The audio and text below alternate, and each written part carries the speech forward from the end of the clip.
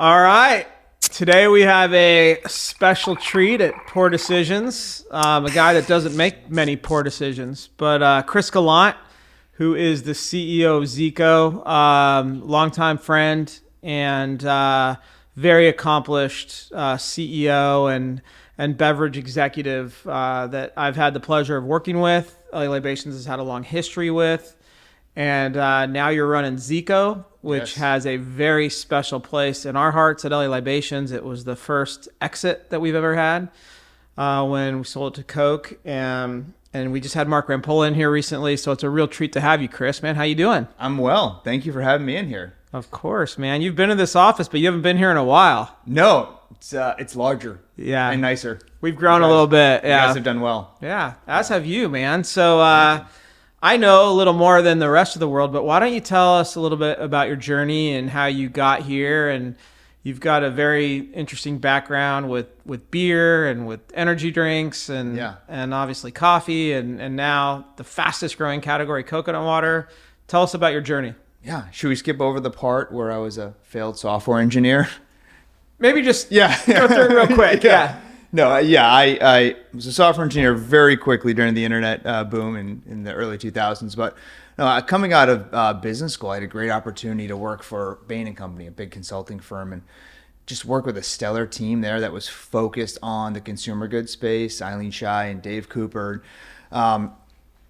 It was a really fun time in the mid-2000s to be in consumer goods and to be in food and bev in particular. And worked for a lot of different clients for them, but my last client was Heineken, and I fell in love with the beverage space. Right.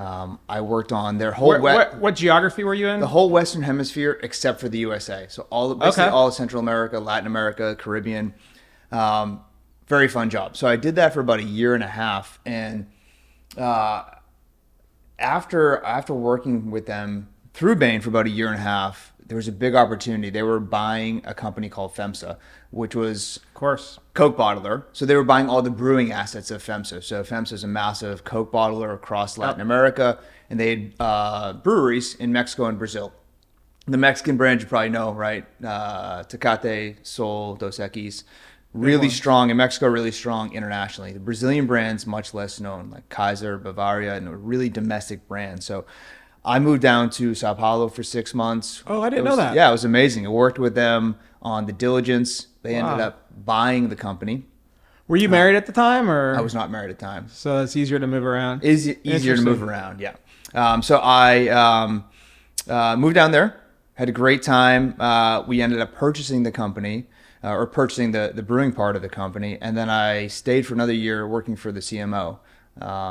Mexican brands were great. Brazilian brands. What was that company called? That company was called, God, I don't remember the Brazilian name, but the brands were Kaiser, Bavaria, Xingu. And they were really struggling in the local market. And we spent about a year trying to figure out how to turn them around. Each brand had their own problem. And so it was just a real fun time to be in Brazil.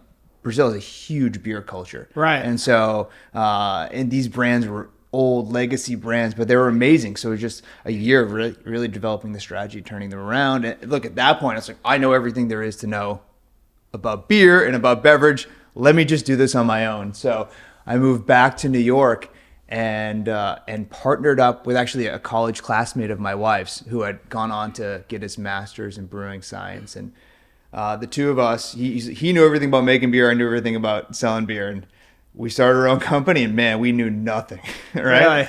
Really? You thought you knew it all, and you found out you knew nothing. Yeah, you said I made no poor decisions. I mean, that was first 3 years of the business. We had like a running joke that like every month we'd get a different letter from a different government agency saying like, hey, you guys didn't file this form or get this license, right? And, he was making the beer. I was driving around New York City, dropping off kegs at bars, getting yelled at by chefs for coming at the wrong time, really just like making every mistake possible.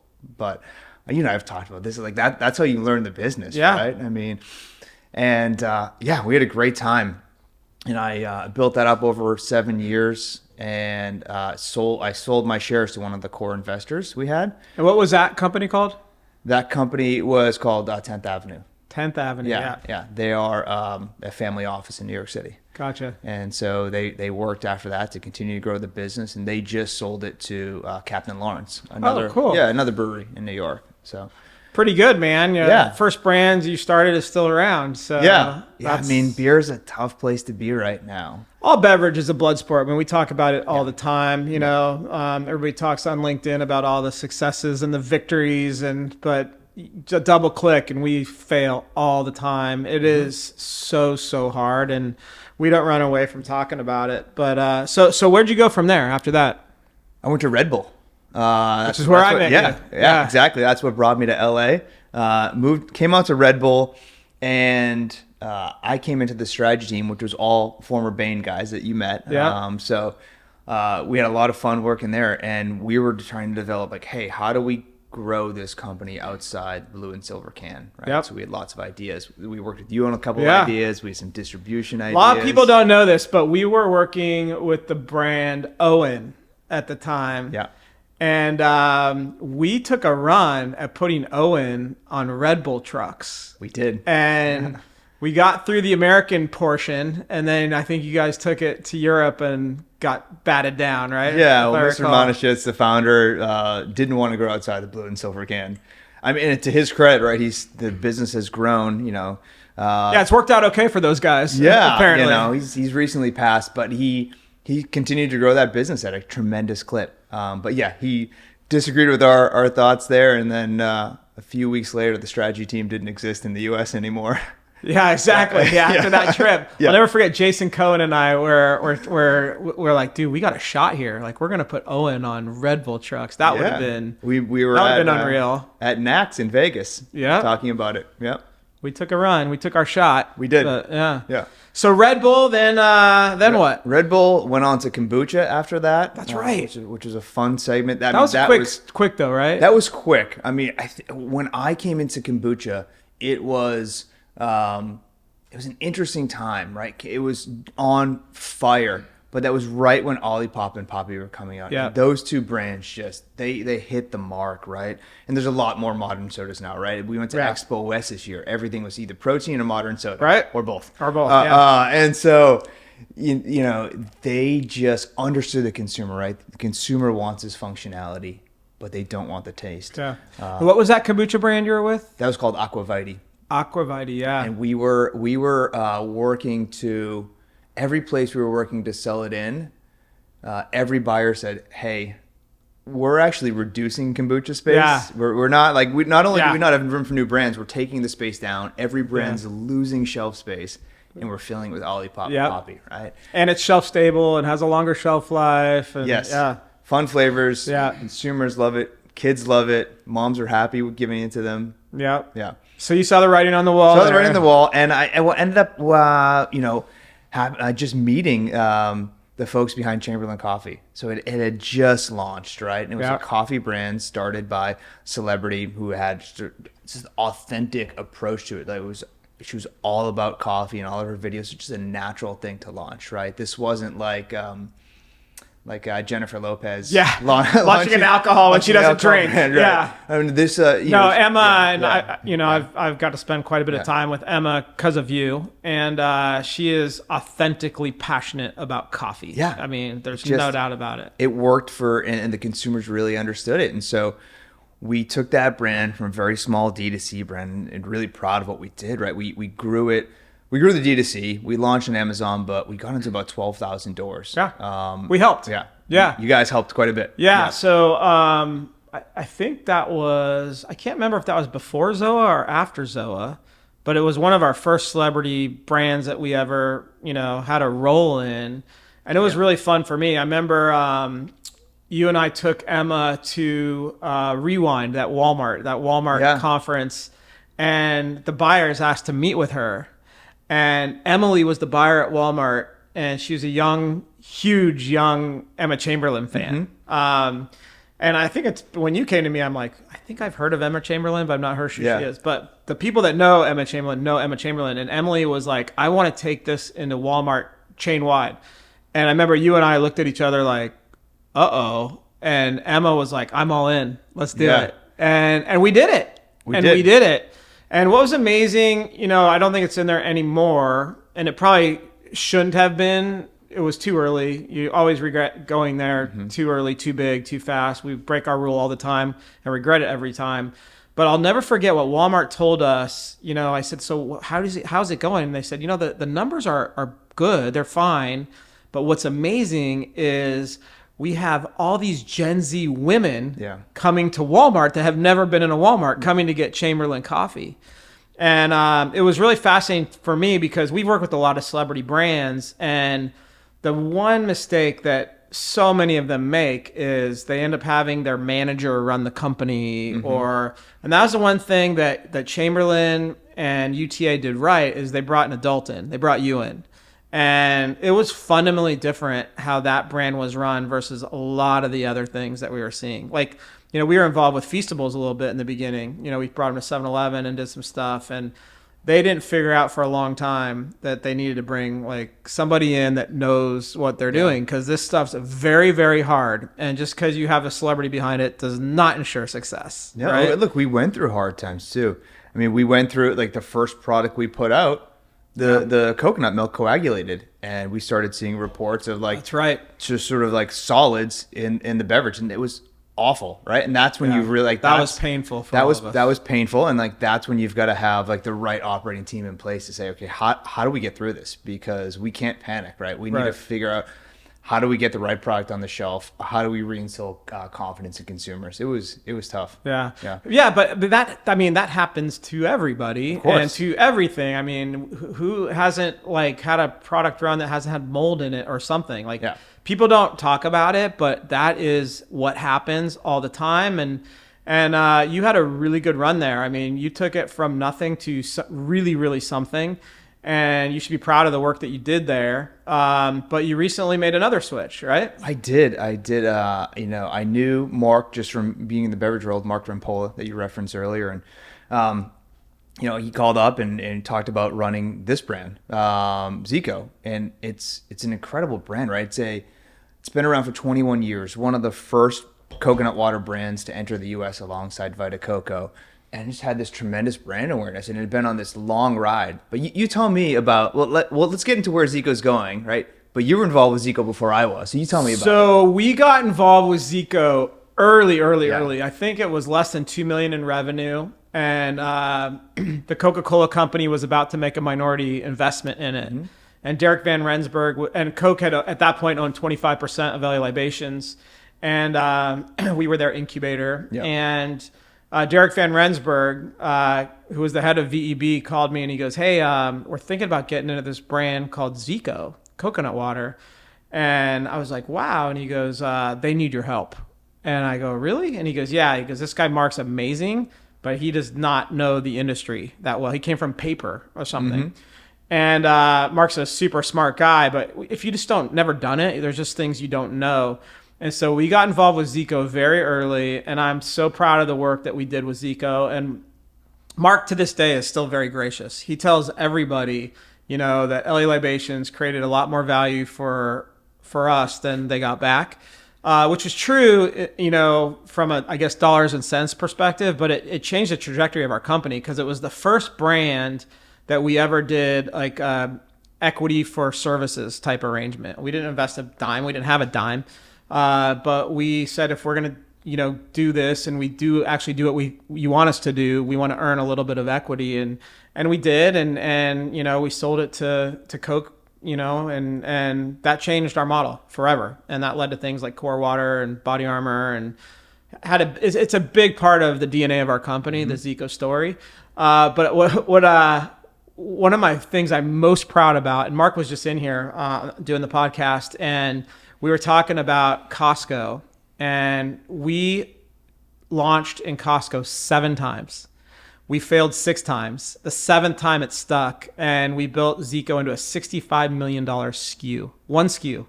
What worked? What was the difference? So, it was, we started in bottles. We started with chocolate because it was different, but we ended up really driving the 1 liter Tetra Pak SKU.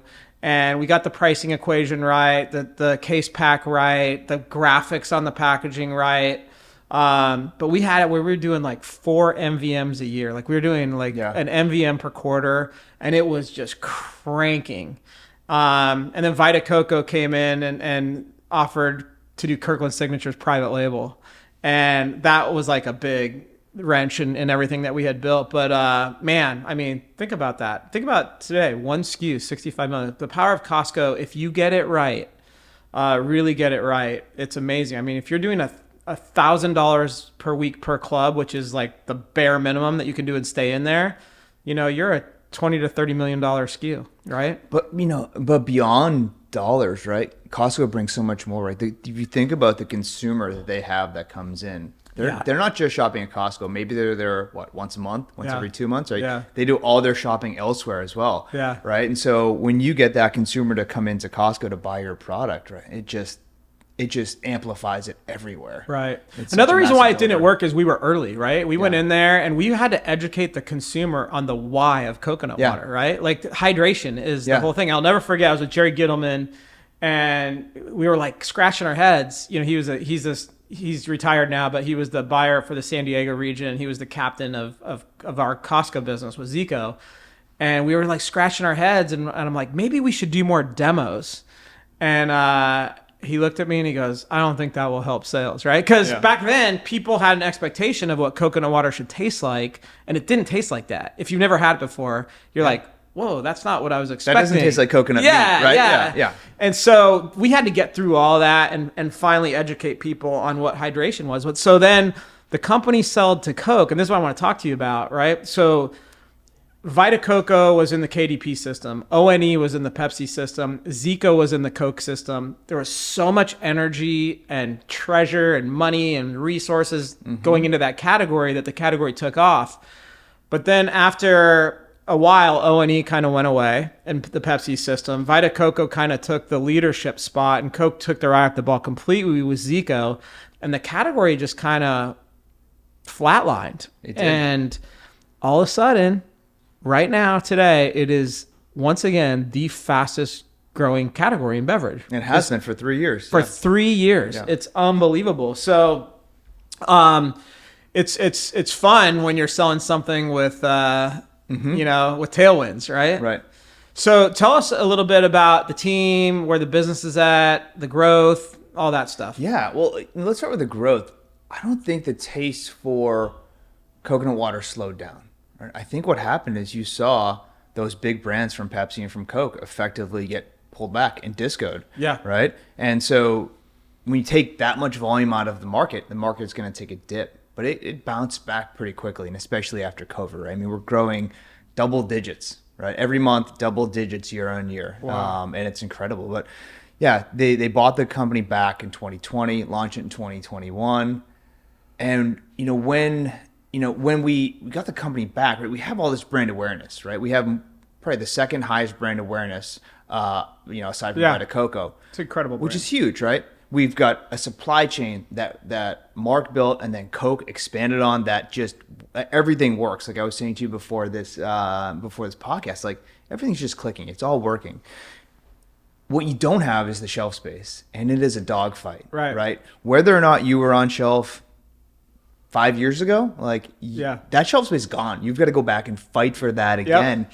And there's a lot of new entrants, right, coming in and selling cheap stuff, and some stuff's not as high quality and comes from different countries and all that. So the team, had to spend 4 years rebuilding it. And they had to spend those 4 years also during the container crisis, right? Yes. When containers, we bring everything in from Thailand, and all of a sudden, you're paying $2,000 a container, and it goes up to $20,000, right? And so during that process, let's just digest that. I remember Tom Hicks. Every time I'd see him, I was like, "Dude, are you okay?" And he's like, "No, man, the container cost just went up again." And I mean, $2,000 to $20,000. Yeah, you're losing money on every single bottle that you sell. The more you sell, the more you lose. And so they did a great job of managing through that financially, managing through it with retailers, and gaining that shelf space back. And now we're in a position where category is growing. Container costs are reasonable. Again, they're higher than they were then, but but manageable.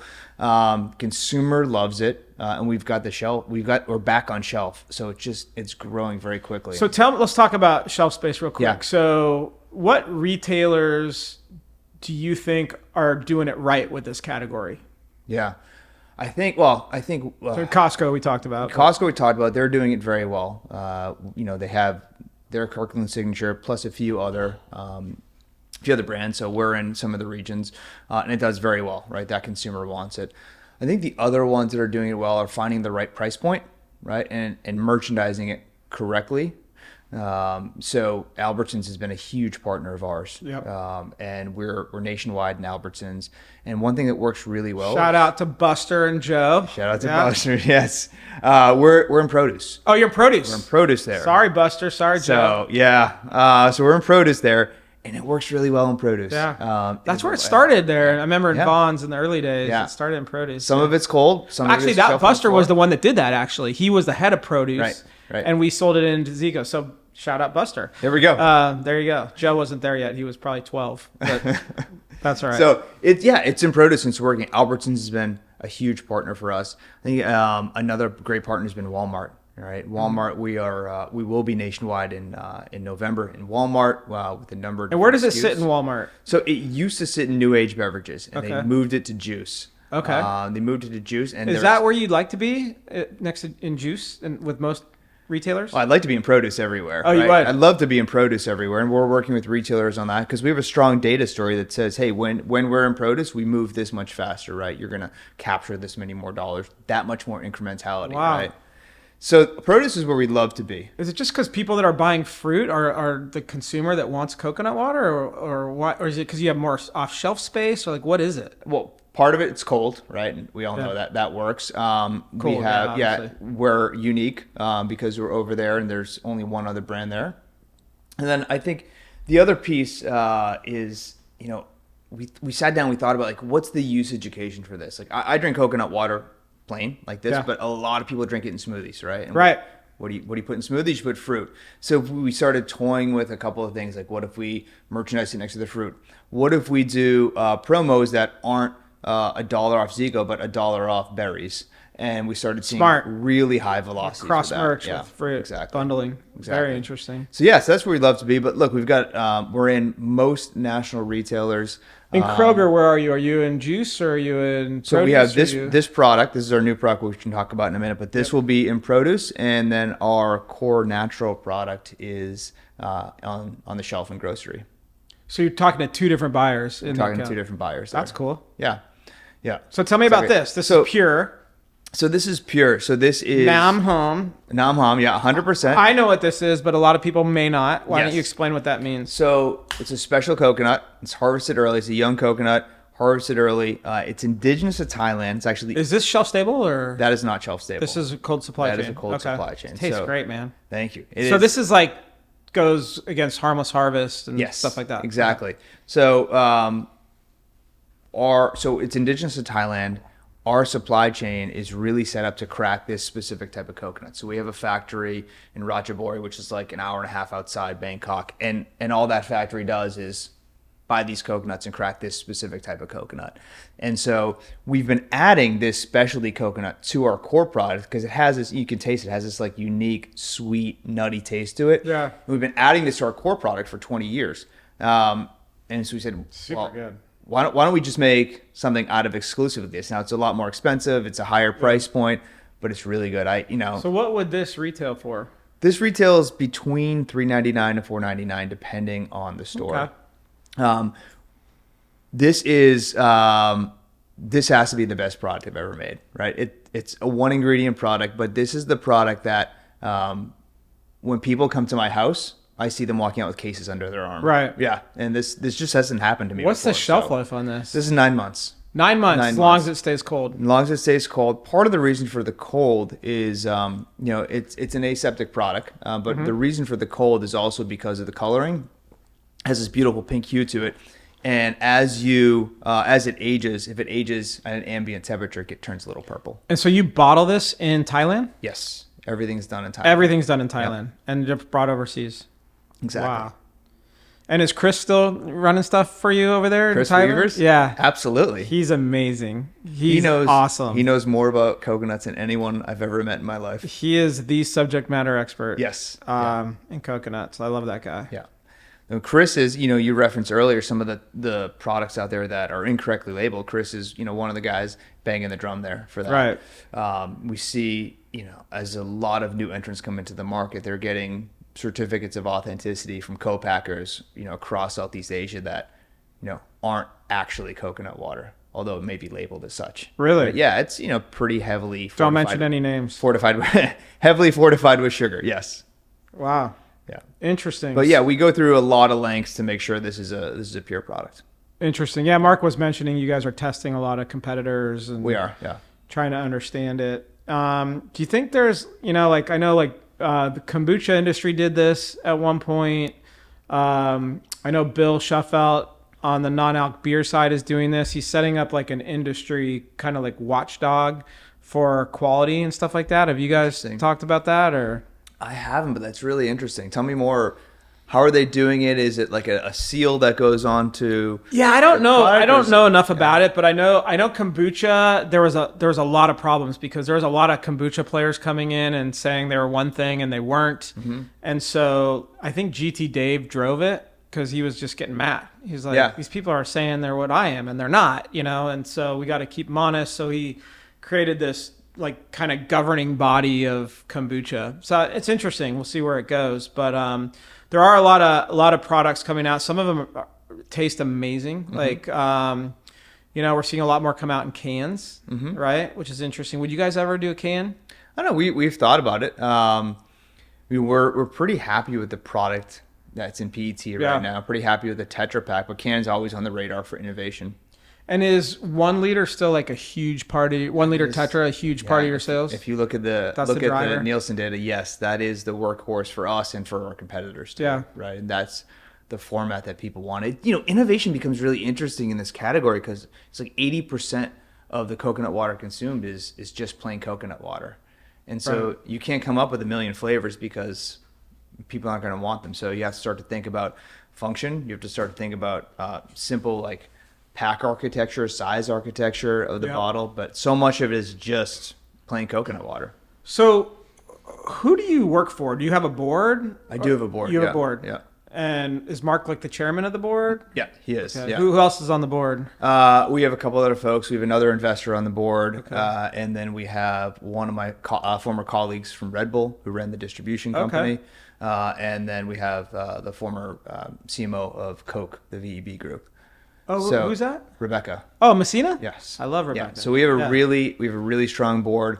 I like to joke that my board meetings aren't easy because everyone's a beverage expert. So you can't put anything by them. She's an Uber expert too. She went to Uber after. She is. Yeah. Really strong team there. She's great. Yeah. So what I like to ask people, like, because there's a couple questions that I can find out right where people are at, and so I always ask people, not to put you on the spot, but what are you most excited about and what are you most worried about? Like what keeps you up at night right now? And then what is the most exciting thing about the business? Yeah. Oh, those are easy questions right now. This is the most exciting thing about the business, right? So as we think about this, we've just launched it nationwide in Albertsons, Publix, and in Kroger. This has so much running room. Like I said, I think it's the best product I've ever made in all my years in beverage, and consumers love it. There's just so much room in front of us. There's one competitor, right? And so I really feel like this product. One competitor is Harmless Harvest? Yes. So let me ask you, so you said 9 months shelf life. Mm-hmm. So you bottle it in Thailand. How long does it take for it to get here? And then like how much time of that 9 months is eaten up? That's a challenge, yeah. So, you bottle it, 10-day hold, right? Another couple of days to get it on the ship. So you're looking at 2 weeks already. And then 4 weeks here to LA, right? Or if we ship it to the East Coast, 6 weeks, right? And so all of a sudden you've got about 2 months eaten up, right? The 9 month shelf life. So it's really hard to manage inventory. And so we try to, and it's also a new product, right? And how do you get it to Albertsons nationwide? Do you go through KeHE or do you go like we go direct usually. You go direct. We go direct. Are we distributing this with High Touch? To be determined. To be determined. Yeah, working on it. Come on, Czar. We got to get this. This is awesome. So yes, no, Czar was in the office the other day. So yeah, we either go direct or we go through. We don't have this through KHE or Unify yet, but we do use them for some of our other products. Okay. So yeah, look, I think this is the most exciting thing. I think this is the biggest opportunity in front of us right now. Yeah, it's exciting. It's so good. You want to talk about the challenge? Yeah, let's hear it. Tariffs, right? I mean, it's not unique to us, but you know, what has Thailand been slapped with? Thailand's 19%. So all of Southeast Asia could be worse, I guess. The coconut producing regions. So we've got like Vietnam, Thailand, Sri Lanka, Indonesia, Philippines, right? They're all 19 to 20%. Brazil was another big country. They're 50%, right? And so I won't get into my thoughts on like monetary and trade policy. Yeah, let's not get political, but I mean, it's a challenge, right? And so are you passing that along? Are you eating it? Is it a combination of both? It's a combination of both, and it's a combination of working with the retailers on that as well, right? And they've been great partners. And Costco must have an interesting view on that, right? Yeah, I mean, they import a ton of stuff from all over the world, you know, including their own private label, I'm sure. Right? Yeah. That's the thing about coconuts. Like, no coconuts are grown in the U.S. commercially. Yeah, it's like coffee, like, right? Exactly. It's got to come from somewhere else. And so I think what will eventually happen, right, is, and you see it with some goods, like Brazil got an exemption on orange juice because they, you know, orange juice is made in the U.S. but not enough for U.S. consumers, right? So they got an exemption. And I think you'll start to see that for some agricultural products. There was a executive order released last week that talked about this because there's too many things that you just can't grow or make in the U.S., right? And so we're hopeful that'll go away, but until then, you know, we're going to feel the pain. Retailers will feel the pain, and consumers will have to feel a little pain too. Wow. It's super interesting. I of course, tariffs. I didn't think of that, but of course. What else keeps you up at night is, I mean, you have, you know, such a good team, and I want to talk about Tom Hicks a little bit. So Tom's a legend in our industry, big monster background, worked for VEB at Coke. He hated it, by the way. Like he would say it if he was here, right? And I think he kind of got ZICO 2.0 off the ground, and then you came in, and I was like, I wonder how this is going to work, but it seems like you guys are like peanut butter and jelly. It works very well. Like I said to you earlier, right? Tom does all the stuff that I don't like, or all the stuff that I'm not very good at. I might like sales calls, but I'm not great at them. Well, you like stuff you're good at, so that makes sense. So, and Tom does all that, and I do, you know, all of the other work that Tom doesn't enjoy as much. It's worked out so well, and the whole executive team, it's all guys that have been in the beverage industry for, you know, between, call it 25 and 40 years. And so it's a pretty well-oiled machine that Tom built there. You got a real good team, and it must be kind of fun for you because when it was Chamberlain, it was like you and one person, right? Yeah. And then in your beer company, it was kind of like you and your partner, and, you know, but this one figuring it out. But this one, it's you got some adults around you that know what they're doing, and it is a pretty cool team.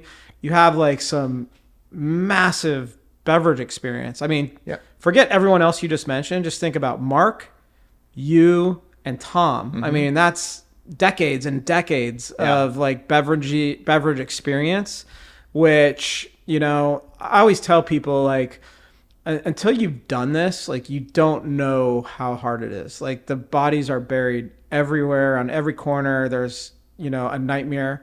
But if you've been through it, you're ready for it, and you know how to handle it, and you've got a group. And I mean, I forgot to mention Chris Weavers. Like, he's like one of the best supply chain guys in the business. So, man, you're pretty dialed in as far as the team goes. I think everyone's got great experience across the board.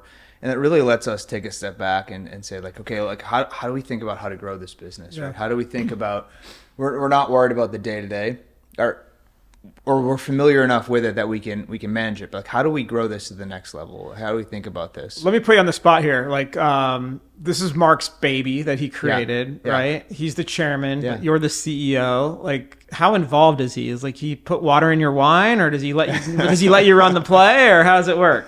No, he's involved at the right level. See, we ask hard-hitting questions. Yeah, here. no, he's involved at the right level. I'll say that. So, yeah, it's different than stepping into a company that a PE firm bought and said, "Hey, go figure this out," right? Which is part of what happened, but also like the chairman of the board is also the founder of the company, and so he's involved in the right way. He's obviously very passionate about the brand, right? And it's his baby. The stewardship of the brand. It's his baby. So yeah, he lets us operate pretty independently, but we involve him on a lot of things, more so than you would a normal board member. And are you investing a lot in marketing, or is it more of an availability thing? Because I remember in the early days of ZICO, there wasn't a lot of resources for marketing, and it was just kind of like who can get it in the right spot in the store, and that was enough. Mm-hmm.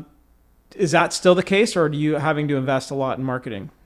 Yeah, I think you always have to invest in the brand, right? So much of the decision happens at the point of purchase in this category. And so a lot of it will go to retail spend, right? Yeah. Whether that's, promos. Retail marketing, right? Promos to get people trying it, point of sale, and this packaging. Should be sampling, man, because it tastes so good. Yeah. So a lot of it is that. But then also you want to try to influence that point of sale outside, so that when people go to the shelf, they already have this idea they want to buy your product. So we've involved Naomi Osaka in the brand. She's an investor and a big opponent. She's having a massive comeback. Yeah, she just had a great run at the U.S. Open. Oh yeah. We have Coco, right? Yeah, we two wide receivers, DeAndre Hopkins and DK Metcalf, involved the brand. DeAndre Hopkins had a huge catch last week. Yes, and both of them are at new teams this year. Zach Efron's an investor in the brand. Love Zach. We have a lot of what I call participatory sports athletes, like running, cycling, right? Mm-hmm. And those guys are great. We just brought in Colleen Quigley, who's an Olympian in steeplechase, and so they do. And are these folks investing, or are you? Some are investing, and some are brand ambassadors, right? And so part of it is like getting our message out through them, and we think there's a real opportunity. I mean, this is nature's hydration, and so that's why we're using athletes to help deliver our message, right? And so all of this is really to influence point of purchase, right? Influence people at the store to say, "Oh, I remember this brand. This is in my head. This is natural. I'm going to go with this one." Right. Yeah. So we're not working with ZICO like we did in the early days, and it breaks my heart. Are you going to put me on the spot here? No, it is what it is, because you're working with Noah, who's my dear friend, and he's an investor, so I get it. Are you working with other brokers, or do you have your own sales team, or how does that look? Yeah, we have both, right? So we've got our own sales team. We also have a broker network as well to help with specific accounts. And what I found is brokers that really focus on a single account have done really well for us. So Tom's built a network there. And then what we're really starting to build out now is feet on the street, right? And so Relentless and you are helping us with feet on the street, because it's so important, right? We talk about that dogfight of making sure product's on shelf, especially launching a new product. Even with the great partners at retail we have, you get down to store level, and the store manager or the produce manager might get a case of this in the back. He doesn't know what the heck it is. He's never seen it before. It's a different color than ZICO normally is, and it might sit back there for 3 or 4 weeks. And so we've got to visit all these stores. That's what I always say. I mean, that's why we created Relentless.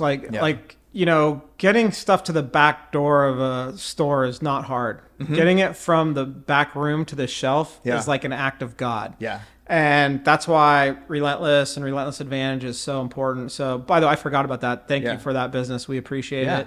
But it is so critical to be in stock, to be rotated, to be all those sorts of things. And just to have eyes and ears. Like if you do have an issue and it's not the right color or what's going on, right? Just to have that out there.